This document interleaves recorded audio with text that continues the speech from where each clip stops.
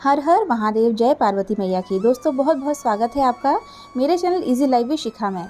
मैं इस वीडियो में आपको सुनाने जा रही हूँ हरतालिका तीज व्रत की कथा। हरतालिका तीज का व्रत सुहागिन महिलाएं अपने पति की लंबी उम्र के लिए करती हैं। ये व्रत भाद्रपद मास की शुक्ल पक्ष की तृतीया तिथि को रखा जाता है। सुहागिन महिलाएं पूरा 16 श्रृंगार करके इस व्रत को करती हैं और इस व्रत में पूजा करती हैं। पार्वती जी ने भोलेनाथ यानी कि शिव शंकर जी को प्राप्त करने के लिए इस व्रत को किया था। सुहागन महिलाएं और कुमारी कन्या भी अपने मनपसंद वर को प्राप्त करने के लिए इस व्रत को करती हैं। चलिए अब इस व्रत की कथा को शुरू करते हैं। जब हम पूजा करते हैं तो जल से भरा हुआ कलश तो हमारे सामने होता ही है और घी का दीपक भी होता है। तो अगर हम अकेले भी कथा पढ़ रहे हैं तो कोई दिक्कत नहीं है, कोई कथा सुनने वाला ना भी हो तो घी का दीपक जो होता है वो हमारी कथा का साक्षी होता है, वो कथा को सुनता है। और अगर कोई आपकी कथा सुन रहा है तो उसको बीच बीच में हुंकारे ज़रूर देना चाहिए, इस बात का थोड़ा सा ध्यान रखें। तालिका व्रत कथा।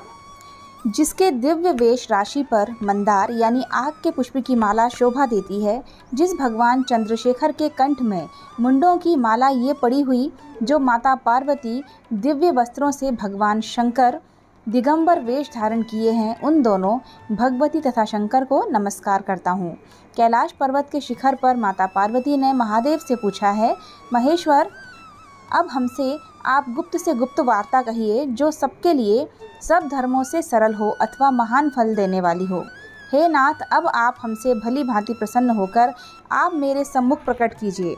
हे नाथ, आप यदि मन्य और अंत रहित हैं, आपकी माया का कोई पार नहीं है, अब हम आपको किस प्रकार से प्राप्त करें और कौन कौन से दान पुण्य फल से आप हमें वर के रूप में मिलें। तब महादेव जी बोले, देवी सुनो, मैं उस व्रत को कहता हूँ जो परम गुप्त है, मेरा सर्वस्व है। जैसे तारागणों में चंद्रमा, ग्रहों में सूर्य, वर्णों में ब्राह्मण और देवताओं में गंगा, पुराणों में महाभारत, वेदों में शाम, इंद्रियों में मन श्रेष्ठ है, वैसे पुराण वेद में इसका वर्णन आया है, जिसके प्रभाव से तुमको मेरा आसन प्राप्त हुआ है। हे प्रिय, यही मैं तुमसे वर्णन करता हूँ। अब सुनो। भादो मास के शुक्ल पक्ष को हस्त नक्षत्र तृतीया तीज के दिन को इस व्रत का अनुष्ठान करने से सब पापों का नाश हो जाता है। हे देवी सुनो, तुमने पहले हिमालय पर्वत पर इस व्रत को किया था, जो मैं सुनाता हूँ। पार्वती जी बोली, इस व्रत को मैंने किस लिए किया था, वह सुनने की इच्छा है, सो कहिए। शंकर जी बोले, आर्यावर्त में हिमांचल नामक एक पर्वत है, जहाँ अनेक प्रकार के पक्षीगण रहते हैं, अनेक प्रकार के मृग आदि वहाँ विचरण करते हैं, जहाँ देवता गंधर्वों सहित किन्नर आदि सिद्धजन रहते हैं। गंधर्व गण प्रसन्नता पूर्वक गान करते हैं। पहाड़ों के शिखर कंचन मणि वैद्य आदि से सुशोभित रहते हैं। वह गिरिराज आकाश को अपना मित्र जानकर अपने शिखर रूपी हाथ से छूता रहता है, जो सदैव बर्फ से ढका हुआ गंगा जी की कलकल ध्वनि से शब्दायमान रखते हैं। हे गिरजे, तुमने बाल्यकाल में इसी स्थान पर तप किया था। 12 साल नीचे को मुख करके धूम्रपान किया था। फिर 64 वर्ष तुमने बेल के पत्ते भोजन करके ही तप किया। माघ के महीने में जल में रहकर तथा वैशाख में अग्नि में प्रवेश करके तप किया। श्रावण के महीने में बाहर खुले में निवास कर अन्न जल त्याग कर तप करती रहीं। तुम्हारे कष्ट को देख तुम्हारे पिता को चिंता हुई। वे चिंतातुर होकर सोचने लगे कि मैं इस कन्या को किसके साथ वरण करूं।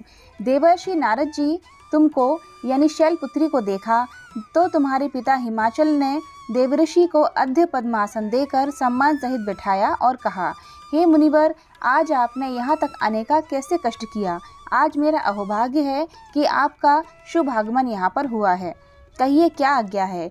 तब नारद जी बोले, हे गिरिराज, मैं विष्णु का भेजा हुआ आया हूँ, तो मेरी बात सुनो। आप अपनी लड़की को उत्तम वरदान दो। ब्रह्म मत से आप अपनी पुत्री का दान विष्णु भगवान को दें। हिमांचल बोले, यदि भगवान वसुदेव स्वयं ही पुत्री को ग्रहण करना चाहते हैं तो फिर इसी कार्य के लिए ही आपका आगमन हुआ है, तो यह मेरे लिए गौरव की बात है। मैं अवश्य उनको ही दूंगा। हिमांचल की यह कथा सुनते ही देवर्षि नारद जी आकाश में अंतर्ध्यान हो गए और शंख चक्र गदा पद्म एवं पीताम्बरधारी विष्णु के पास जा पहुँचे।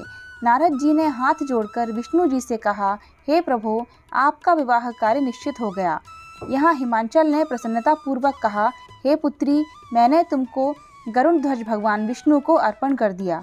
पिता के वाक्यों को सुनते ही पार्वती जी अपनी सहेली के घर गईं और पृथ्वी पर गिरकर अत्यंत दुखी होकर विलाप करने लगी।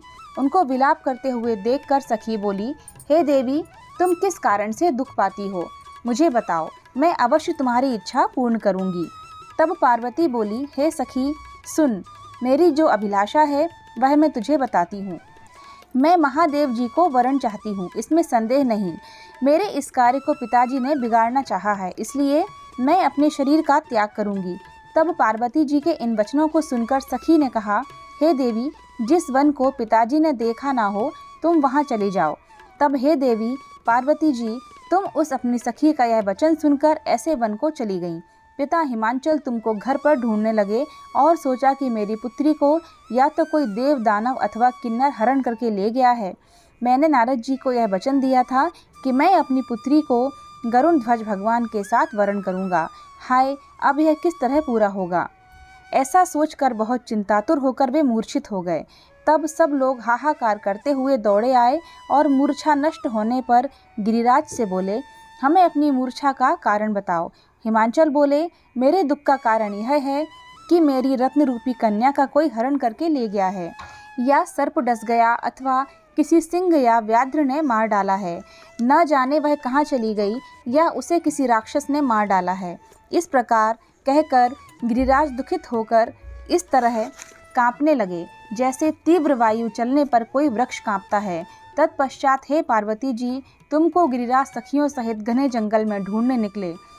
सिंह, व्याघ्र आदि हिंसक जंतुओं के कारण वह महाभयानक प्रतीत होता था। तुम भी सखी के साथ जंगल में घूमती हुई भयानक जंगल में एक नदी के तट पर एक गुफा में पहुंची।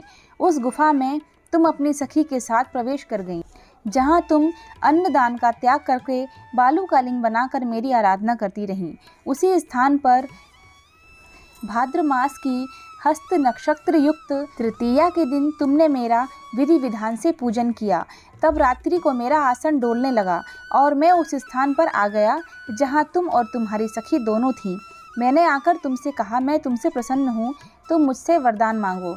तब तुमने कहा, हे देव, यदि आप प्रसन्न हैं तो हे महादेव, आप मेरे पति हों। मैं तथास्तु ऐसा कहकर कैलाश पर्वत को चला गया। तुमने प्रभात होते ही उस बालू की प्रतिमा को नदी में विसर्जित कर दिया। हे शुभे, तुमने वहां अपनी सखी सहित व्रत का पारायण किया। इतने में हिमबाम भी तुम्हें ढूंढते हुए उसी वन में आ पहुँचे। वह चारों ओर तुम्हें न देखकर मूर्छित होकर जमीन पर गिर पड़े। उस समय नदी के तट पर दो कन्याओं को देखा तो वे तुम्हारे पास आ गए, तुम्हें हृदय से लगाकर रोने लगे और बोले, तुम इस सिंह व्याघ्रादि युक्त घने जंगल में क्यों चली आईं? पार्वती जी बोली, हे पिता सुनिए, मैंने इससे पहले ही अपना शरीर शंकर जी को समर्पित कर दिया था, किंतु आपने इसके विपरीत कार्य किया, इसलिए मैं वन में चली आई। ऐसा सुनकर हिमवान ने फिर तुमसे कहा कि मैं तुम्हारी इच्छा के विरुद्ध यह कार्य नहीं करूँगा। तब ये तुमको लेकर घर आए और तुम्हारा विवाह हमारे साथ कर दिया। हे प्रिय, उसी व्रत के प्रभाव से तुमको यह मेरा अर्धासन प्राप्त हुआ है। इस व्रत राज को मैंने अभी तक किसी के सम्मुख वर्णन नहीं किया है। हे देवी, अब मैं तुमको बताता हूँ, सो मन लगाकर सुनो। इस व्रत का नाम व्रतराज क्यों पड़ा? तुमको सखी हरण करके ले गई थी, इसलिए इस व्रत का हरतालिका नाम पड़ा। पार्वती जी बोली, हे स्वामी, आपने इस व्रतराज का नाम तो बताया, किंतु मुझे इसकी विधि एवं फल भी बताइए। इसके करने से किस फल की प्राप्ति होती है? तब शंकर जी बोले कि स्त्री जाति के अत्युत्तम व्रत की विधि सुनिए। सौभाग्य की इच्छा रखने वाली स्त्री इस व्रत को विधि पूर्वक करे। उसमें केले के खंभों के मंडप बनाकर बंधनवारों में सुशोभित करे। उसमें विविध रंगों से रेशमी वस्त्र की चांदनी तान देवें। फिर चंदन आदि सुगंधित द्रव्यों से लेपन स्त्रियों को एकत्र हो शंख मृदंग बजावें। विधि पूर्वक मंगलाचार यानी गीत वाद्य करके गौरा और शंकर स्वर्ण निर्मित प्रतिमा को स्थापित करें।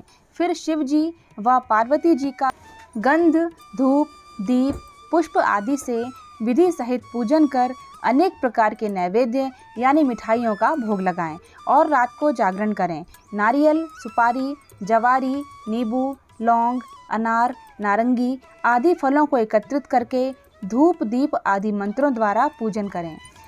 फिर मंत्रोच्चारण करें। शिवाय से लेकर उम्यास तक के मंत्रों में प्रार्थना कर अर्थ प्रार्थना मंत्रार्थ है।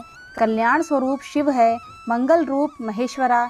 हे शिवे, आप हमें सब कामनाओं को देने वाली देवी, कल्याण रूप तुमको नमस्कार है। कल्याण स्वरूप माता पार्वती जी, हम आपको नमस्कार करते हैं और फिर श्री शंकर को सदैव नमस्कार करते हैं।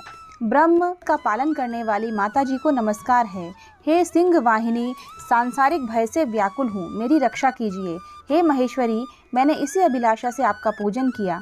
हे पार्वती माता, आप हमारे ऊपर प्रसन्न होकर मुझे और सौभाग्य प्रदान कीजिए। इस प्रकार मंत्रों द्वारा उमा सहित शंकर जी का पूजन करें तथा विधि विधान सहित कथा सुनकर गौ, वस्त्र तथा आभूषण ब्राह्मणों को दान करें। इस प्रकार से पति तथा पत्नी दोनों पूजन करें। वस्त्र, आभूषण आदि संकल्प द्वारा ब्राह्मण को दक्षिणा दें। हे देवी, इस प्रकार व्रत करने वालों के सभी पाप नष्ट हो जाते हैं। फिर वह 7 जन्म तक राज्य, सुख और भाग्य को भोगती हैं। जो स्त्री तृतीया के दिन अनाहार करती है, व्रत को नहीं करती, वह 7 जन्म तक बंध्या एवं विधवा होती है। जो स्त्री इस व्रत को नहीं करती, वह धन और पुत्र के शोक से अधिक दुख को भोगती है तथा वह घोर नरक में रहकर कष्ट पाती है। इस दिन अन्नाहार करने वाली शूकरी, फल खाने वाली बानरी तथा जल पीने वाली टिटहरी, शरबत पीने वाली जोंक और दूध पीने वाली सर्पणी, मांस खाने वाली मुर्गी का जन्म पाती है। स्त्रियों को परलोक सुधारने के लिए व्रत करना चाहिए।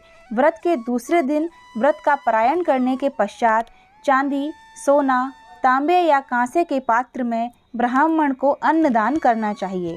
इस व्रत को करने वाली स्त्रियां मेरे समान पति को पाती हैं। मृत्यु काल में पार्वती जी जैसे रूप को प्राप्त करती हैं।